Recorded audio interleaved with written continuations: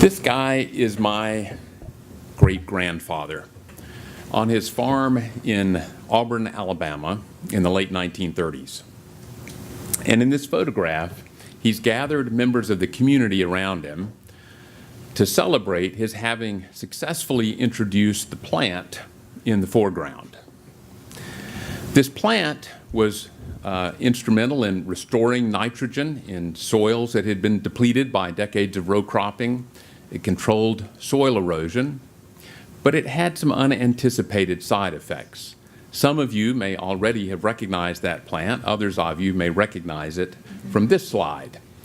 This is Kudzu, a plant from Asia, a vine that not only holds soil in place, but will hold trees in place and kill them by shading them. It will cover barns and cars, and if you stand still long enough, its a foot-a-day growth rate will cover you. My two uncles who still live on this farm have spent a great deal of time and energy during their lifetimes combating kudzu. The invasion of kudzu is continuing. It is spreading westward, and with climate change especially, it is spreading more rapidly northward. So it has been known as the vine that ate the South. It will be known perhaps as the vine that's eating the nation.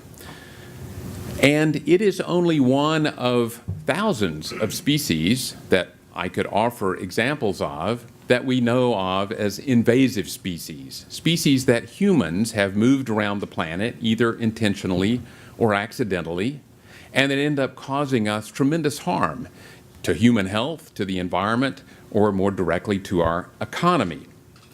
I won't go on and on with hundreds of examples, but I will give you a few examples from the aquatic world, and in this case from the North American Great Lakes that I've spent much of the last 30 years studying. So in aquatic systems, we see the same thing that we've seen in terrestrial systems. Everywhere my biological colleagues and I look, we find an increasing number of species over time. In the Great Lakes, many of those have been delivered by ships and other vehicles of human commerce, some on purpose, but most accidentally. I've illustrated a few of the more notorious species on the right. Some of you may recognize some of those species because of their substantial economic and environmental damages. In aggregate, if we look at the United States as a whole and across all invasive species, they cost the U.S. on the order of $120 billion a year to our economy.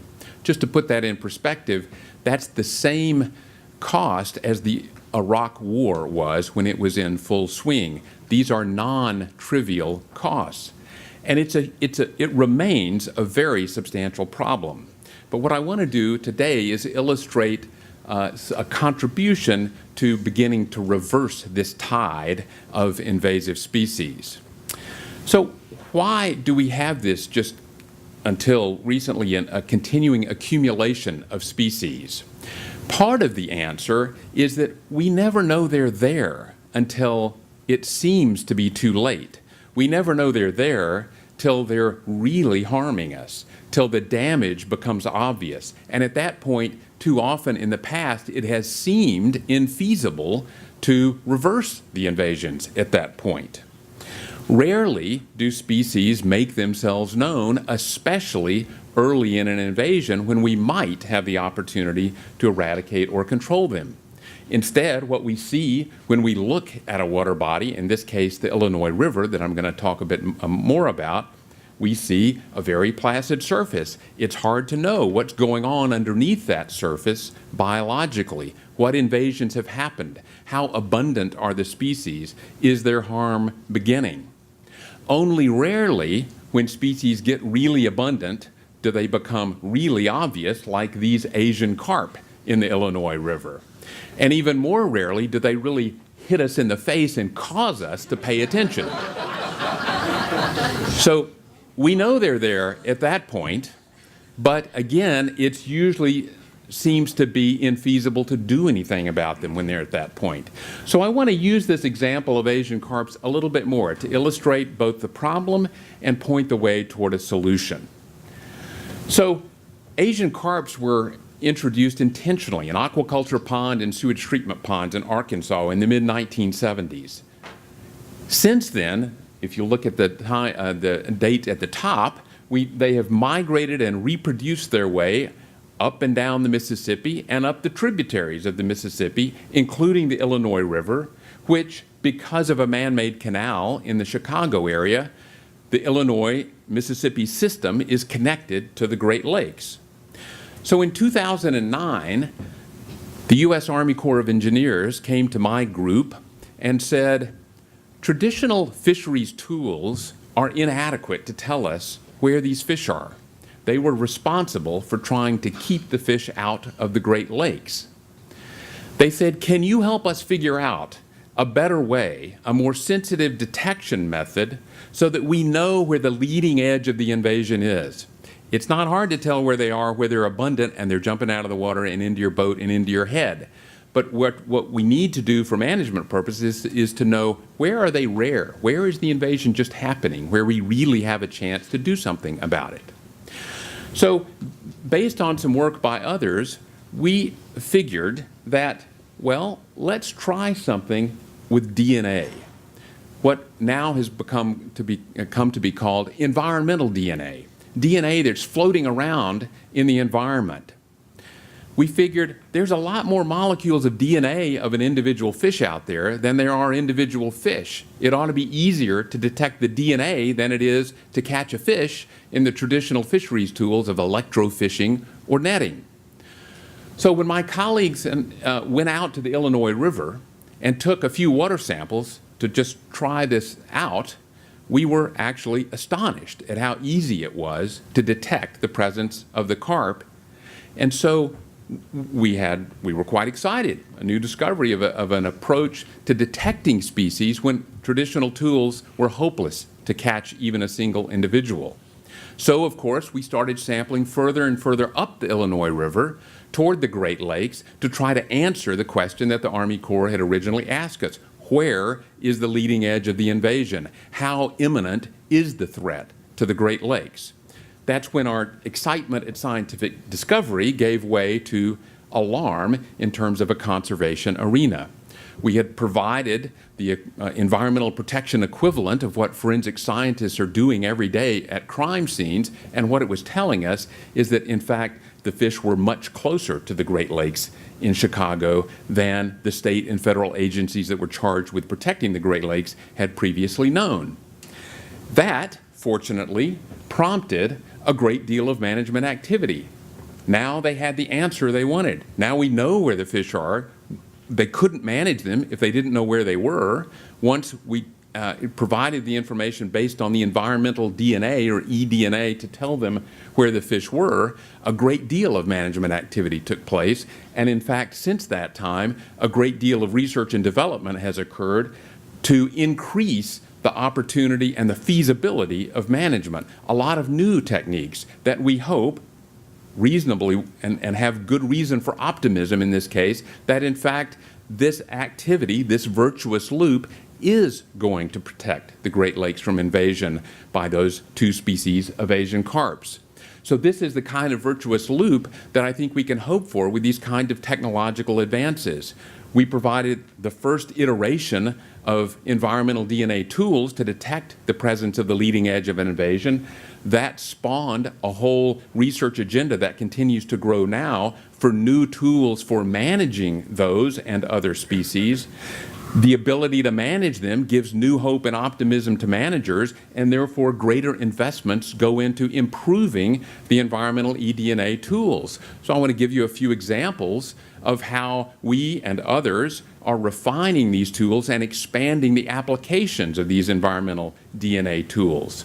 So we reasoned, well, okay, we can detect harmful species to enable management agencies to better control them, but we have a lot of other species that we're really trying to protect, threatened and endangered species, like these three examples here. My favorite here is the one on the right, the Hellbender, otherwise affectionately known as the snot otter. It's one of the largest salamanders in the world, grows to 5 pounds, as big as your arm, but in fact it's quite threatened in many parts of its native distribution in eastern North America, and despite its size, it's pretty hard to find. It's not that hard to find, however, with environmental DNA. So you can learn more about that at the Atkinson Center booth out in the atrium, and do a little simulated eDNA analysis of your own, if you like, for Hellbenders. So we and many others now are applying this tool to detect where these imperiled species are, so that the habitats in which the remaining populations of those species can be better protected to begin to restore these species.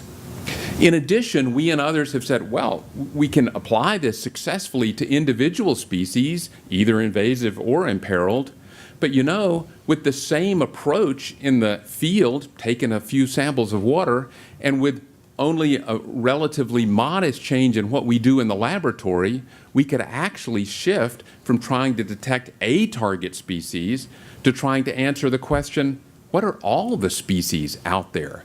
So, for example, we're applying this now with collaborators to Lake Tanganyika, one of the ancient great rift lakes of eastern Africa, where there are these spectacularly diverse and colorful groups of cichlid fishes and a diversity of many other kinds of organisms.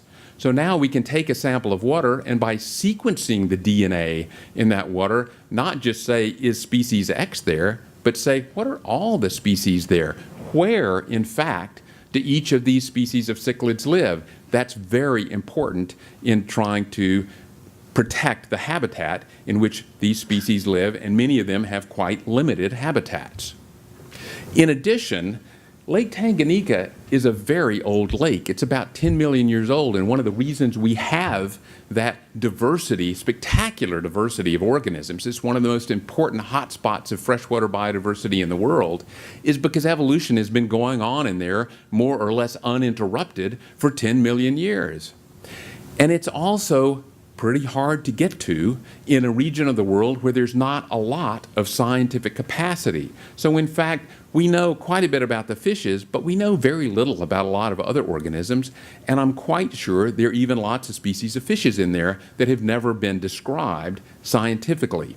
So in that lake, in which evolution has been going on for a long time, we also believe that we will be uncovering what we now call dark diversity. These are species that are out there that have never been described. They're invisible to us, except through the application of these genetic tools like environmental DNA, where we can detect the presence of the species by its genetic information, and then that could guide us to actually discovering and capturing, or at least seeing, real individuals of those species. So this is just a story of technological innovation driven by a need to improve conservation management of invasive species, but that is having far-reaching effects on the management and scientific research on invasive species and threatened species. And I think that my great-grandfather, though I share an eighth of his DNA, would have a very hard time imagining what we are now doing in using DNA in an environmental context to partially reverse the kinds of damage that he set in motion in introducing kudzu onto the family farm in the 1930s. Thank you.